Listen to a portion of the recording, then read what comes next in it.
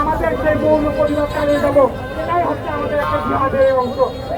প্রত্যেককে নিশ্চিত জায়গায় অবস্থান থেকে পক্ষ থেকে আপনাদেরকে নিন্দা জানাচ্ছি। সম্মানিত উপস্থিতি, মুসলিম ভাইদেরকে বলবো, যতদিন পর্যন্ত মুসলমান তথা ইসলামের সঠিক রূপরেখার মধ্যে আপনারা আমাদের কার্যক্রমগুলোর সাথে